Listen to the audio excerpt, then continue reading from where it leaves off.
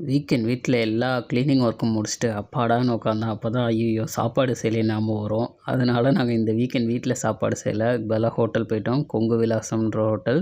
Opposite to Marina mall. இங்கே நீங்கள் must ட்ரைனா அந்த கொங்கு நாடு ஸ்பெஷல் செட்டிநாடு சிக்கன் அதை நீங்கள் ட்ரை பண்ணலாம். மித்ததெல்லாம் ஓகேவா இருந்தது.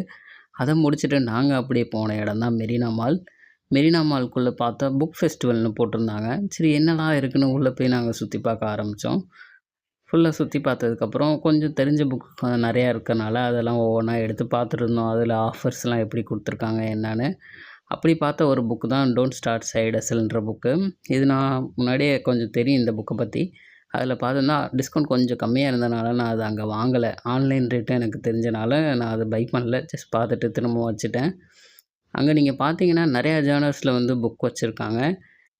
எனக்கு மோஸ்ட்லி பிடிச்சதெல்லாம் செல்ஃப் ஹெல்ப் புக் தான்.